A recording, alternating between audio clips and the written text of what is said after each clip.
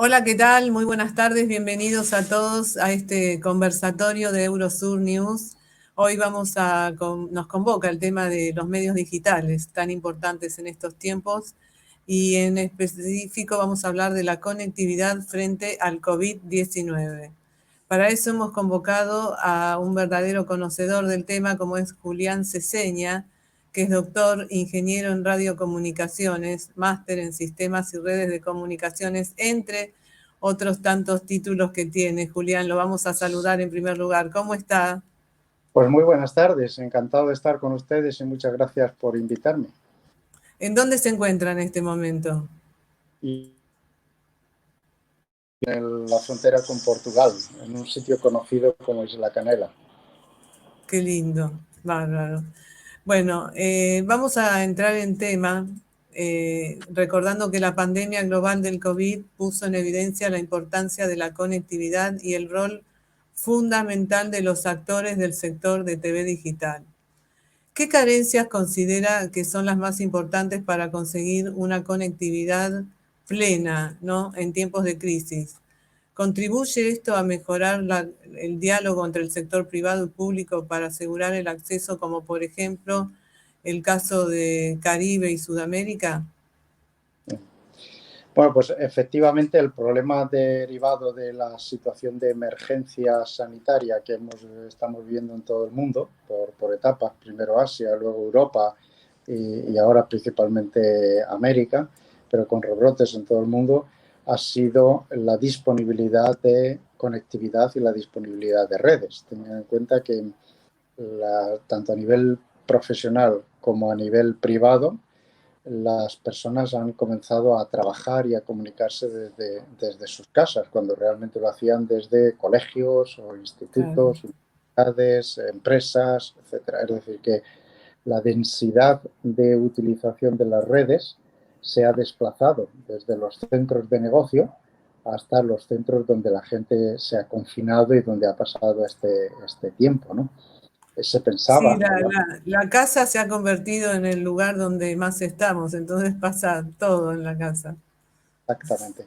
Pero el reto más importante que se tenían dudas de cómo funcionaría es si la densidad de comunicaciones desplazada geográficamente desde los puntos donde trabajábamos habitualmente o donde nos reuníamos, donde consumíamos comunicaciones anteriormente, pues iba a resistir una demanda intensa. Y podemos decir que las redes de telecomunicaciones han estado bajo tensión con unos aumentos de la demanda de tráfico pues muy importantes, ¿no?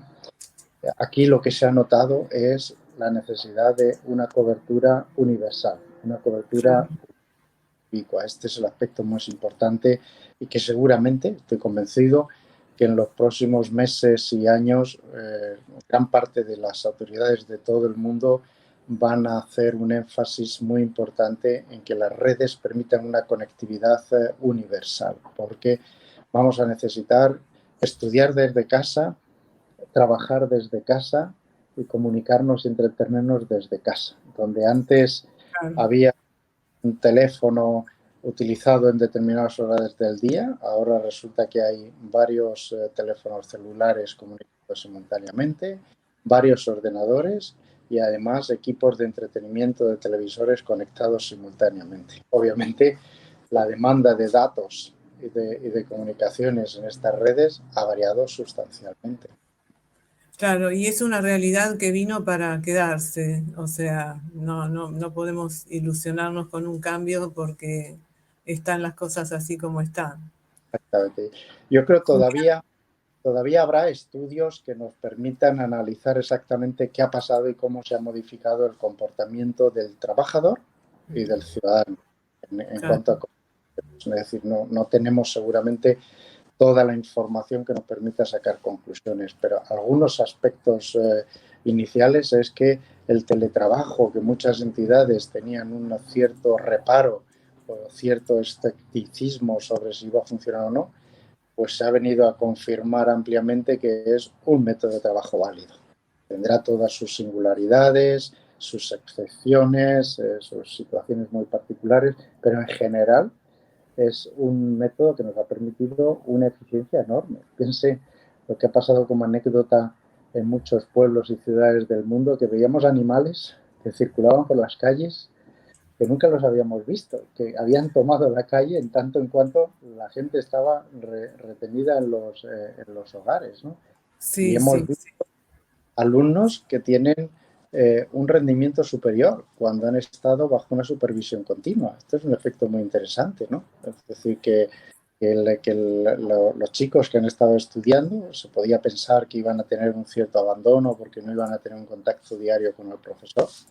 Y lo que ha ocurrido es que tienen un complemento de profesor más familia en un seguimiento de lo que es todo su estructura educativa, ¿no?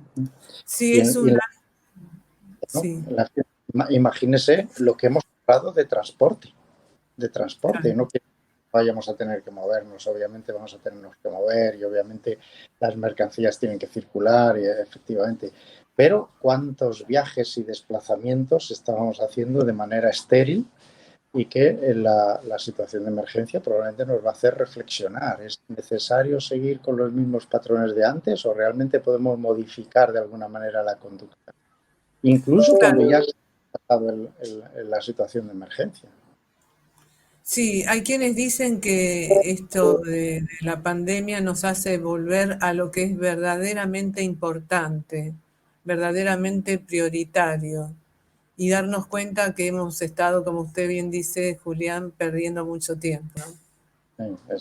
Yo creo que la eficiencia del trabajo, hemos celebrado muchísimas reuniones, lo que llamamos el webinar, es una palabra que se ha puesto de moda, que es el seminario vía el web y las reuniones remotas, donde las reuniones son como muy efectivas, de un tiempo limitado de duración y exigiendo una cierta disciplina en el comportamiento de los Claro, participantes para que la reunión sea efectiva. Yo creo que obviamente hay muchos aspectos de reunión física y de reunión bilateral que no los podemos omitir y que no los podemos ignorar y que van a ayudar al negocio, al contacto físico. Es decir, no podemos pensar que todo nuestro contacto personal, familiar, vaya a ser remoto de por vida, ¿no? Incluso claro. estamos permanentemente una situación de amenaza del virus. Seguramente que inventaríamos formas para permitir el contacto físico, ¿no? Pero en alguna medida, en un porcentaje que ahora mismo es muy difícil de determinar y que en próximos meses, años, pues realizarán muchos estudios, se tendrá claro que el mundo será en el futuro Online, el mundo es online y una será todo mezcla, lo que se pueda. exactamente, una mezcla de online y presencial buscando la eficiencia, buscando la eficiencia. Es decir, no será presencial porque sí y no será online porque sí, sino será online y presencial en la medida en la cual aporte eficiencia al objetivo que se persigue con el contacto. Yo omití al principio en la presentación leer parte de lo que es su abundante currículum, ¿eh? Porque pensé, usted tiene otra entrevista a las 20 y si leemos el currículum va a ir a las 22 más o menos. Pero tengo la inquietud de saber qué lo llevó a interiorizarse tanto de las comunicaciones. Usted, eh, Bueno, hemos ¿cuál fue el motor? A ver, yo he estado trabajando en tres campos principalmente, que han sido el mundo del espectro radioeléctrico y las comunicaciones inalámbricas, tanto terrestres como satelitales, y el mundo de la televisión digital, es decir, la modernización de la televisión antigua analógica hacia la televisión digital, que nos permiten procesar muchísima más información en los mismos medios físicos que teníamos antes, ¿no? Claro. Esto es lo que estoy trabajando en Europa y estoy trabajando también en Latinoamérica desde hace ya unas cuantas décadas en lo que se llamó entonces la Alianza para la Social Información entre Europa y Latinoamérica, donde tuve la oportunidad de estar por primera vez en Argentina y conversar con actores relevantes argentinos, ¿no? Y también de Ah, otros muchos americanos. Y desde entonces pues hemos tenido una colaboración siempre en varios aspectos, satelital, He tenido el placer de colaborar también en algunos aspectos de evaluación del sistema ARSAT argentino y también en los aspectos de promoción de la tecnología digital para la televisión, que Argentina también fue uno de los países latinoamericanos pioneros en transitar hacia el mundo digital. Y luego, Claro. posteriormente, pues aspectos de conectividad. Ahora en gran parte del mundo y sobre todo en Europa, los gobiernos, las administraciones, los operadores, todos están muy conectados, muy orientados en lo que llaman la agenda de conectividad, la Europa digital o España digital, por Claro. ejemplo, unos objetivos muy concretos hacia el año 2025 que van más allá de las redes. Lo interesante del cambio tecnológico, cultural, operacional, es que ya no nos vamos a preocupar solo de disponer de las redes. Es un aspecto muy importante. Para hacer un símil, no nos vamos a preocupar solo de tener carreteras, sino también de los vehículos y de los Carreteras camiones. digitales. Exactamente. No solo carreteras digitales, sino también quiénes son los usuarios y si los usuarios están preparados para gestionar las nuevas carreteras digitales. Es lo que Claro. llamamos la capacidad de la sociedad. Empezando por las administraciones, por ejemplo. Es decir, que toda la relación entre, por ejemplo, pues yo he hecho mis gestiones de empadronamiento y de cambio de domicilio en este periodo de la pandemia completamente online, sin necesidad de desplazarme a un ayuntamiento o a una entidad pública, ¿no? Ese es un ejemplo de servicios, ¿no? Pero como ese servicio, muchos otros servicios que se puedan gestionar de manera remota. Es decir, es eficiencia. Es decir, que necesitamos hacer muchas más cosas en mucho menos de tiempo y a mucho menor coste. Claro. Así como se nos obliga a ir al médico para cuidarnos la salud, las personas que son reticentes, porque todavía parece mentira, pero existen personas que son reticentes a la tecnología, deberían tener la obligación para no quedarse colgadas del mundo sin información, tener la obligación, digamos, de aprender y de interiorizarse, aunque sean las cosas mínimas. Correcto, efectivamente. El reto de capacitación es un reto muy importante para el éxito de la conectividad. Es decir, todo es un conjunto de vectores que deben converger hacia la misma meta. Por un lado, la modernización de las redes. Obviamente, si no hay carreteras, pues por mucho que formemos a conductores y a carros, pues tenemos un desafío. Pero partiendo de que tengamos carreteras, necesitamos modernizar los vehículos y necesitamos modernizar a los nuevos conductores que gestionen esos vehículos en esas nuevas carreteras. Digamos que esos tres ejes, poniéndolo un poco simplificado para que se entienda, son los que forman parte de los objetivos de las agendas de conectividad que se inspiran en Europa y en prácticamente todas partes del mundo. Muy bien, Julián. Observamos una serie de compañías de telecomunicaciones que han adaptado estratégicamente sus servicios para reducir costos u ofrecer acceso a recursos educativos. Varias empresas en la región han procurado adaptar sus servicios a las necesidades generadas por la crisis. ¿Cómo ve usted proveer una red de servicios educativos que sean accesibles incluso para los estudiantes con recursos limitados que reciben programas de la Unión Europea? Sí. Esto es un aspecto muy interesante, muy importante, porque obviamente el cambio y la transición que se nos ha exigido debido a la pandemia ha sido muy rápido. Es decir, podría pensarse que pudiera establecerse un plan para transitar de la forma de trabajar anterior a la forma de trabajar mayoritariamente online posterior. Y todo eso sería muy sencillo y relativamente fácil de conseguir si tuviéramos más tiempo. El reto, lo interesante, es que se nos ha exigido, por razones de fuerza mayor, se nos ha exigido esa transición urgente, una transición muy rápida, muy inmediata, y obviamente corremos el riesgo de que haya personas que no estén equipadas suficientemente para hacer esa transición. Aquí las administraciones públicas pues tienen que hacer un un ejercicio muy importante de un compromiso entre el rápido progreso y el asegurarse que no se quede nadie atrás. Por ejemplo, que no se queden las zonas rurales o las zonas suburbanas, ¿no? Claro, lo que hablábamos anteriormente, de no quedarse, ¿no? De proponerse no quedarse fuera de lo que es el progreso. Exactamente. No quedarse fuera porque la carretera digital no llega a mi población y no quedarse fuera porque llegando la carretera a mi población para saber gestionar el vehículo en esa nueva carretera. Ambas dos cosas.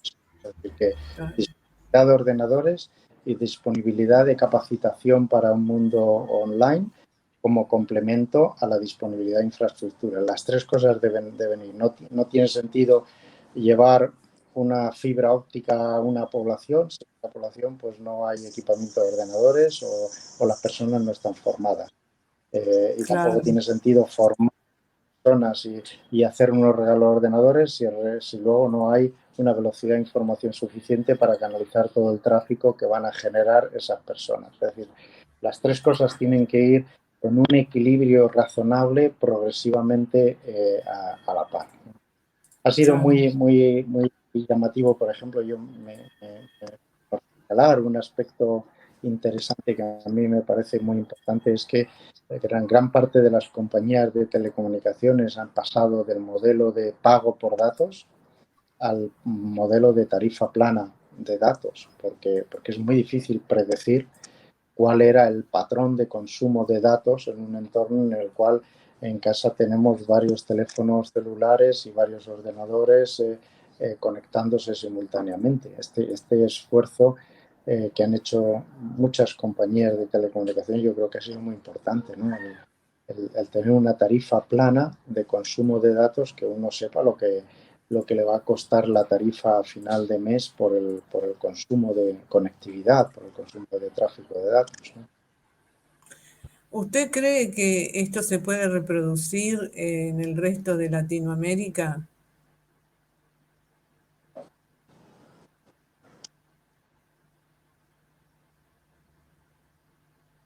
¿Me escuchó, Julián? A ver, ahora he perdido la comunicación unos Ah, segundos. bueno, vamos de nuevo. ¿Este modelo se podría reproducir en el resto de Latinoamérica?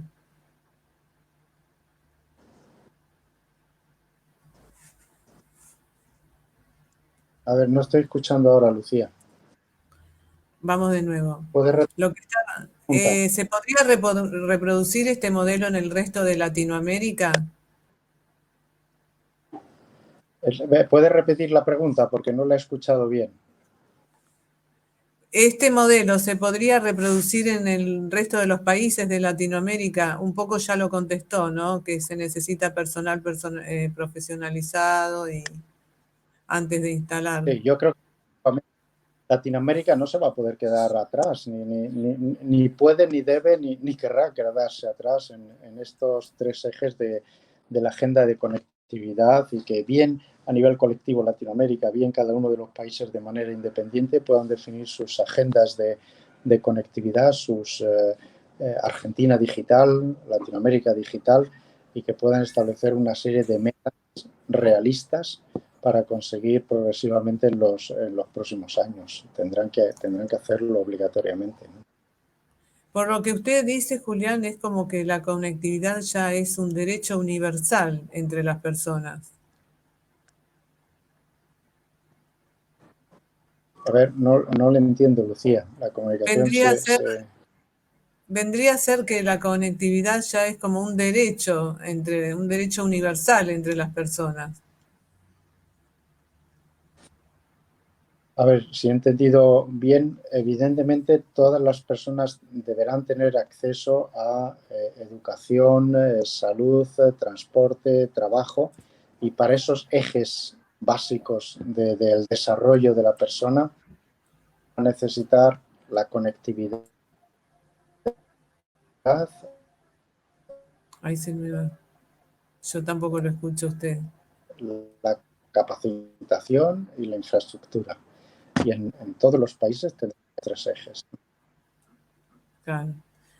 Sabemos que usted ha participado activamente en distintos programas para el proceso de la transición de la radiodifusión analógica a la radiodifusión digital.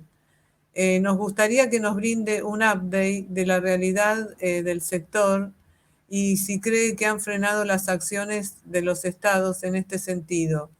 ¿Por qué la ralentización de los procesos de transición a la televisión digital?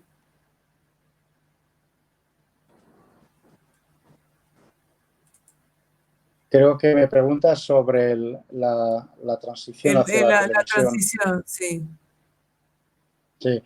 Bueno, a ver, yo creo que Argentina fue muy rápida en su momento en la transición hacia la televisión digital, pero el resto de Latinoamérica se ha quedado ciertamente bastante rezagado y los programas de transición hacia la televisión digital pues se han ido demorando progresivamente, probablemente porque el reto de transitar una población muy grande que estaba conectada al mundo de la televisión analógica era un reto mucho más difícil que el reto de la Argentina, donde alternativas como el cable o el satélite pues estaban más implantadas. Es decir, Argentina partía, según mi modo de entender, desde un punto de partida de ventaja, en tanto en cuanto no era dependiente de la televisión terrestre, mientras que otros países sí son más dependientes de la televisión terrestre. Ese creo que es uno de los elementos que ha producido una ralentización.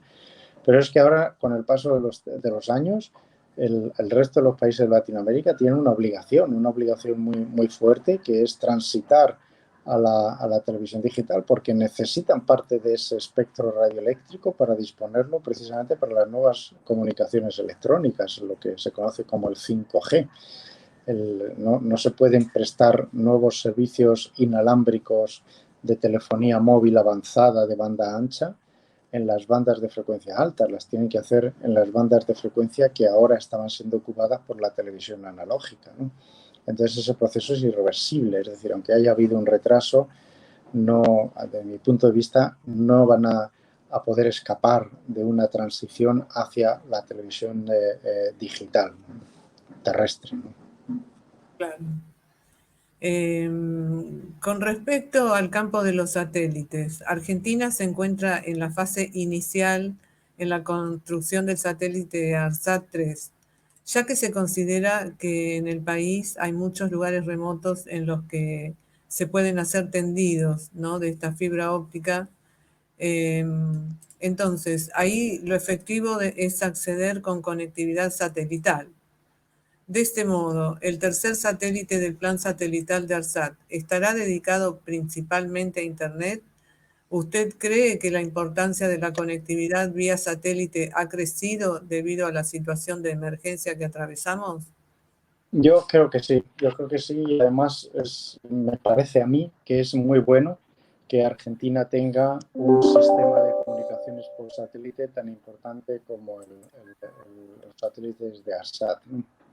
La razón es que la sociedad, sobre todo desplazándose geográficamente a otros entornos que no son el núcleo urbano donde hay todo tipo de infraestructuras de acceso, por ejemplo la fibra óptica, pues va a necesitar una cobertura amplia, y esa cobertura amplia es impensable. Un país tan grande geográficamente como Argentina, pues que pueda pensar que vaya a tener fibra óptica desplegada en todos los rincones del país. Yo no sé si eso ocurrirá en algún momento de la vida, pero me parece que no va a ocurrir pronto y urgente. Por lo Claro. tanto, el satélite tendrá un papel fundamental. Fíjese que en muchas poblaciones de Europa, y además pongo el ejemplo y hago publicidad de mi sitio. Yo estoy en Ayamonte, en Huelva, y yo quiero tener acceso a fibra óptica y yo no tengo un servidor, un proveedor de servicio de fibra óptica.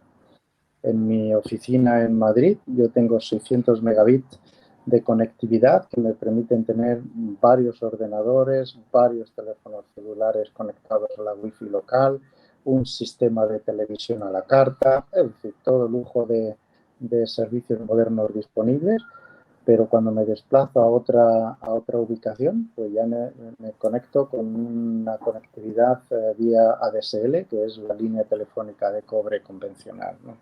Claro. Estoy convencido que debido a la emergencia pues los operadores satelitales van a tener que desplegar y jugar un papel muy importante para complementar ese proceso. Dice usted que no es aceptable hoy en día que uno quiera, por razones personales o por razones de trabajo, quiera tener acceso a modernos sistemas de comunicaciones que le van a permitir o vivir más feliz, o tener mejor contacto con familiares, o tener más posibilidades de promoción personal y profesional. Y que cuando Claro, uno quiera es una decisión. claro, pero cuando uno quiera conectarse y que alguien le diga, lo sentimos, pero por la ubicación geográfica que tiene usted que esperar 3 años, que ya desplegaremos la fibra óptica por allá. ¿Usted se cree que eso es aceptable hoy en día? A lo mejor hace 10 años sí era aceptable, pero hoy en día no. Lo que Hoy en pasa que día, ahora, sí, por esto que estamos hablando, el bienestar de la persona parecería que está ligado a la conectividad, digamos. sí. Pero ¿O eso no? es de los elementos que hablábamos antes, conectividad, capacitación y medios, pues Claro. eso no funciona. No tenemos la carretera, nadie se compraría un vehículo si no hubiera una carretera. Nadie viajaría en un autobús si la carretera fuera estrecha que no puede circular el autobús. Es decir, eso son cuestiones fundamentales. Es decir, es una condición que decimos los científicos matemáticos sine qua non. Es decir, es obligatoria.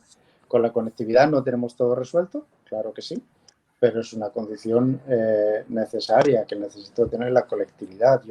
Imagínese usted que en cualquier rincón del norte, el sur, este, oeste de Argentina, pues un usuario residencial o un usuario profesional pues pueda demandar un ancho de banda de 20, 30, 40 megabits y que lo pueda tener directamente por satélite.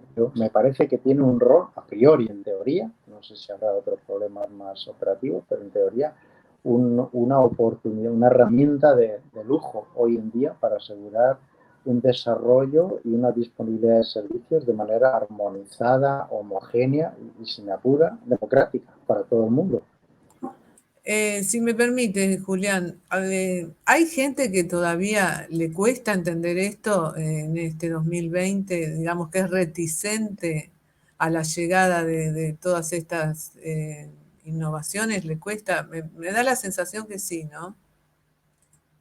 Sí, evidentemente es uno de los elementos de capacitación. Es decir, está claro que a todos nos cuesta o bien un esfuerzo económico, porque hay que invertir en modernizar aparatos y dispositivos, o bien un esfuerzo de tiempo porque te va a aprender. Para que cualquier Claro. persona se motive en realizar esos dos esfuerzos, pues necesita comprender muy bien que va a tener ventajas y va a tener beneficios, ¿no? No, y la importancia de que tomen conciencia los organismos gubernamentales también, invertir Pues donde hay que invertir. exactamente, es invertir, pero sobre todo asegurarse, de mi punto de vista, que exista un plan que se pueda Claro. comunicar fácilmente a los actores económicos de la sociedad, de tal manera, porque el gobierno solo es muy difícil que modernice por sí solo todo el país en la red, No, en la pero capacidad. puede priorizar. Exactamente. El gobierno puede facilitar, el gobierno puede priorizar y el gobierno puede orientar y guiar para que el resto de todos los actores de una manera colectiva puedan contribuir cada uno desde su posición, ¿no? Por eso es muy Claro. importante, me gustaría señalar en esto, el tener unas agendas digitales, es decir, una serie de elementos de metas que se puedan definir esas metas y hacer un benchmarking, es decir, una comparación con respecto a cómo evoluciona otro país o cómo evoluciona otra región y permitir rectificar o mejorar o complementar las acciones que se vayan tomando en cada zona a medida del resultado parcial que se vaya consiguiendo en los indicadores de cada una de esas metas. Claro, de una manera organizada, ¿no? Correcto, sí, sí. Llegando casi ya al final, Julián, le queremos preguntar, ¿qué otros avances puede traer la conectividad digital aparte de la radio, la TV, Internet? ¿Hay planes oficiales de conectividad digital en otras partes del mundo, por ejemplo en Europa? Sí, efectivamente, en Europa está la Agenda Digital Europea que sirve de guía para el conjunto de los países de la Unión Europea. España, por ejemplo, inspirada en la Agenda Digital Europea, pues tiene un plan que se ha presentado muy reciente. Esto es creo que ha sido en las últimas 2 semanas que España ha presentado la España Digital 2025, es decir, una serie de 10 o 12 metas específicas en los distintos sectores, es decir, cada una de ellas empujando en estos 3 ejes que hemos comentado anteriormente para conseguir una modernización amplia a nivel personal, a nivel colectivo y a nivel empresarial, ¿no? Y por añadir alguna de las revoluciones que están empujando próximamente es la revolución de los nuevos sistemas de satélite no geoestacionarios, que seguramente los ciudadanos del sur de Latinoamérica ya han oído hablar de las redes que se basan en miles, no uno o dos, sino miles de satélites que circularán alrededor de la Tierra en órbitas bajas. Órbitas bajas quiere decir órbitas que están mucho más próximas a la Tierra, entre 500, 600, 700 kilómetros de altura, comparado con un satélite geoestacionario que está a 36.000 kilómetros de distancia de la Tierra, pues van a permitir comunicaciones de banda ancha con un retardo en la comunicación muy pequeño, es decir, un salto cualitativo muy, muy grande. Y si todos esos planes, que por ahora son planes, proyectos, en determinada manera todavía no contrastados por el mercado, pues si todos esos planes se ponen en práctica con éxito, a mí no me cabe duda que van a provocar un salto cualitativo en la disponibilidad de servicios en cualquier rincón del mundo y con un servicio moderno y avanzado. Es decir, un ciudadano en Buenos Aires, en Washington, en Madrid, en París, tiene determinadas prestaciones que lo tendrán también cualquier otro ciudadano situado en cualquier entorno rural de cualquier país remoto del mundo. Eso es un impacto enorme, enorme, enorme. Julián, ha sido un grato placer conversar con usted y bueno, y también que nos cuente todo esto que realmente abraza a usted con ferviente pasión. Pero antes de despedirlo, le quería comentar que nos llegó una información que usted es un apasionado, aficionado al deporte, al fútbol, específicamente al Real Madrid. Correcto, y hoy tenemos un hito muy importante. No, con respecto a eso, ¿cómo ve la realización de mega eventos y todo post pandemia? ¿Qué Bueno, pues podrá pasar? yo espero que el partido de hoy lo pueda ganar el Real Madrid y que se va a celebrar a puerta cerrada como casi todos los eventos deportivos ahora. Y espero que pronto seamos capaces de estar mismos como para poder asistir a estos eventos deportivos ya presenciales, porque parte del evento es El público. de estadio, uno asiste a un estadio y forma parte de un colectivo. Es decir, este acto de cantar un himno del club, de alegrarse conjuntamente, colectivamente, es algo de decir, necesito estar allí porque estoy viviendo como parte de un colectivo, como parte individual. Yo creo que el deporte tiene la componente en un mundo que cada vez es más individualista, todavía nos permite tener unas sensaciones de que somos felices alegrándonos o sufriendo colectivamente. Claro, exacto. De eso nos obliga lo digital, a valorar los encuentros. Exactamente, sí, así Y es, usted ¿no? tiene un encuentro ahora, lo dejamos ir, Julián. Muy bien, pues muchas gracias. Espero que puedan aplaudir también con el partido de hoy, que sigan todos los partidos de fútbol. Lo vamos a ver y nos vamos a acordar de usted. Muchas gracias. Encantado y finalmente muchísimas gracias por invitarme y compartir estos minutos con ustedes. Muchísimas gracias. Estábamos conversando con el señor Julián Ceseña con respecto a la importancia de lo que es luego del COVID, luego de la pandemia, la importancia de la conectividad. En cualquier momento volvemos con otro conversatorio de Eurosur News. Gracias por acompañarnos.